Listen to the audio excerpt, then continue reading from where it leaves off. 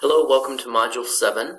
You're in the home stretch. We've got this module and then one more module that will happen next week before we are finished with this course. So I hope that you have been finding some strategies in this class that you can use with your students and that will prepare you for working with more students with disabilities and exceptional learners.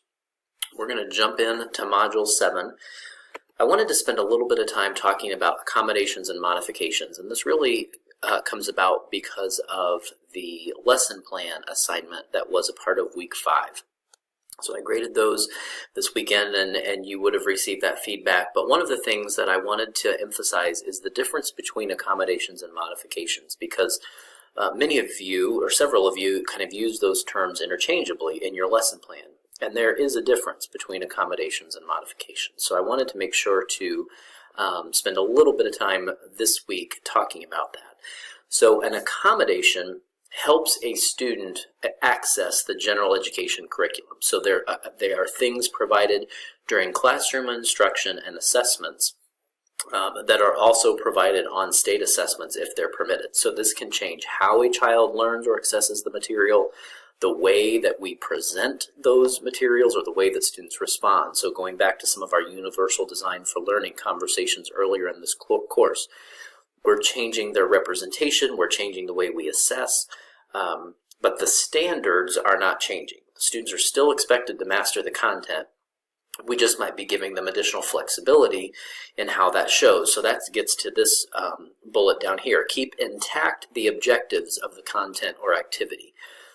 So if we're talking about accommodations, it's the same standards, the same goals and objectives of that lesson, but we're helping students get around any barriers that their disability may pose through accommodations.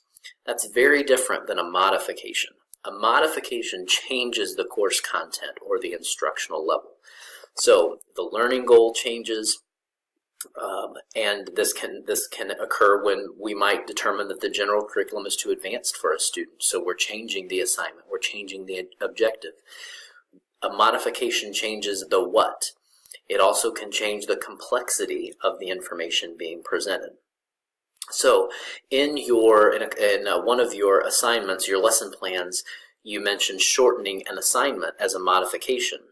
Shortening an assignment really is not a modification. The standards are still being assessed. You're just saying that this student can show that work in 2 or 3 problems in math, whereas other students might take 10 problems to show that work. So you're reducing the way that students have to respond, but the standards are still there. So this is a really important distinction as we think about the importance of focusing on accommodations, because as soon as you shift over to a modification, you're taking that child out of the general curriculum. So as soon as you make that decision to modify work, so maybe that is taking a student who's in 4th grade and you're going to give them some 2nd grade work. As soon as you've done that, you've lowered the expectations, you've taken them out of the general curriculum. And as we think about students being able to pass those standards, pass those state tests, that's a big decision. So that's part of an IEP, is to make sure not only are we talking about the accommodations, but are there areas where we need to modify work for students? Because that's such a significant decision, it's part of that IEP conversation. Because once you modify work and take students at a lower level, it's really hard to get them back to that grade level standards that they should be working on. So it's a big decision, and I just wanted to make sure as we focus on our terminology and our vocabulary that we are all clear on the difference between these two terms. So this week you will see in Module 7 that there are several videos. Most of them are very short. I think the longest is 9 minutes. And these videos are really talking about co-teaching. So the chapters that you read this week are about special education in the elementary classroom and then also the secondary classroom. I wanted to really go in a little bit deeper into co-teaching. Again, talking about really important distinctions in our vocabulary. Inclusion and co-teaching are very different. So inclusion means that students with disabilities are in the general education classroom and they might be receiving inclusion support. That can be provided by a paraprofessional. They need some additional support to be able to be successful in that classroom. That looks very different than a true co-teaching model. So in co-teaching, there are two licensed teachers in that room. One is special education. I sometimes will say that special education teacher is the student differentiation expert. That's what special education teachers should be bringing to the table. Here's how we're going to specially design this instruction. And then the general education teacher is your content area expert, particularly at the secondary level where they might be teaching math all day long. Their content specialty is math. Partnering that with the specially designed instruction expert in special education, you have a really powerful partnership there. So these supports should look very different between what can be provided by a paraprofessional and what can be provided in a co-teaching model with two teachers. So one of the things that has frustrated me in the past is if I go into a co-teaching classroom and I see a teacher acting as a paraprofessional, my thought is you're an overpaid aide. So that's where we need to provide training, we need to provide clear expectations that co-teaching is a significant commitment of resources to have two teachers in a classroom. And so there ought to be very different expectations for what that should look like. So we'll talk about the co-teaching models. I'm going to go through these very quickly. One of the videos will go through them in more detail. And so I just want to give you a few of my observations about these models before you watch the video about them. There's a video that summarizes these models, and then I have provided videos for most of these models. I did not link to a video in Canvas for One Teach, One Assist because I think this is the model most people are familiar with co-teaching. And this is where typically the gen ed teacher is teaching the classroom, and then the special education teacher is assisting other students. What makes this different than inclusion or what a paraprofessional can do is that this consideration that's on this screen, the roles must change. So that's what I'm looking for when I look at true One Teach, One Assist, is that you shouldn't be able to tell who's the general education teacher and the special education teacher sometimes. The special education teacher might be the one leading the whole class, while the general education teacher is moving from station to station. So that's an important distinction. This one, if used too often, can look very much like a paraprofessional, and then we should just have a paraprofessional in the classroom if that's the case. One Teach, One Observe is another one that there's some material on. Again, I'm not going to spend much time. It's very similar to this model, other than one teacher is there collecting data for special education purposes, progress monitoring, goal monitoring, those kinds of things. So again, great model. Very useful. This is one we often default to, but this should not be the only model that we use in co-teaching. There are 5 other models that should be a part of our repertoire, and it's critically important that the roles change in this model, or else the special education teacher becomes an overpaid assistant. Parallel teaching is where you basically divide the room in two, and so the benefit of this is that you get smaller class sizes within one class.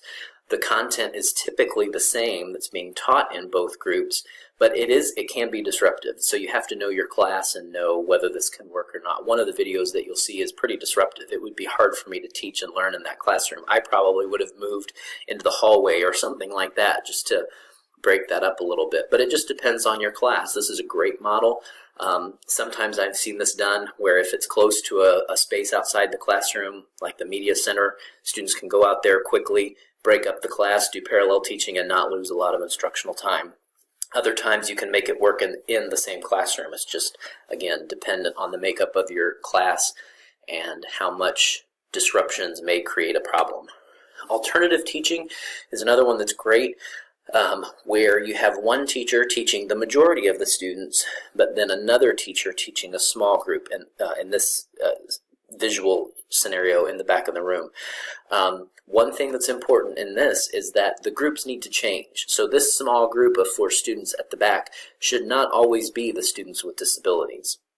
It should be based on data. It should be that we're looking at exit tickets, or we're looking at the formative assessment data that was completed to decide what students might need either some remediation or some extension or things that need to happen in a small group setting. And again, not only should the groups change, but the teachers should change. It doesn't necessarily always need to be the special education teacher with the small group. Sometimes these can change. Station teaching, particularly at the elementary level, most of us are pretty familiar with station teaching, but it's a great model to get some small group support to convey the standards that we're trying to teach. Of course, several of you talked about this in your lesson plans, having clear expectations for independent stations, having timers, because the timing of rotation between the groups is really important. And without teaching those expectations up front of what stations are going to look like, it can be disruptive. But that's where several of you talked about that, the importance of teaching those expectations before starting stations. And then team teaching is just what it sounds like. Essentially, the teachers are both teaching together. So it is kind of a dance of both the special education and the general education teacher teaching to the whole group.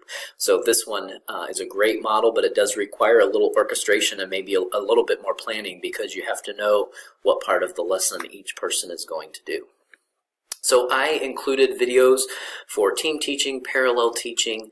There is some alternative teaching in there. I included videos that are both elementary. There's even a preschool video, all the way up to high school, so that you could see different representations of what that could look like, these different models.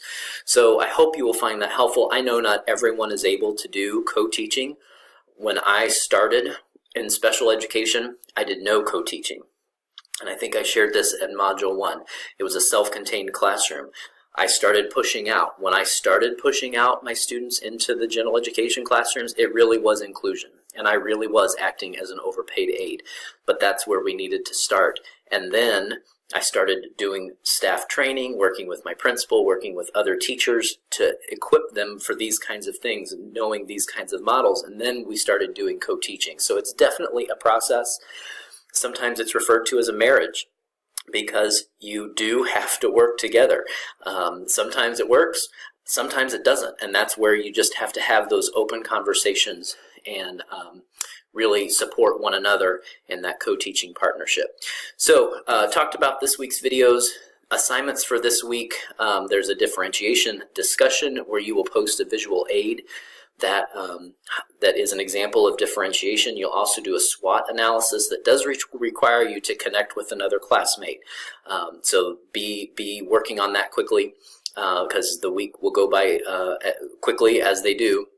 But that assignment does require you to connect with one of your classmates. And what I'd like for you to do after watching this video is send me an email or a Canvas message with one example of an accommodation that you use in your class and one example of a modification. I've really liked getting those quick responses from you to this video. It's been helpful for me to see how you process this information. So again, quick, simple, really just 2 examples to show me that you've understood that content of accommodations and modifications.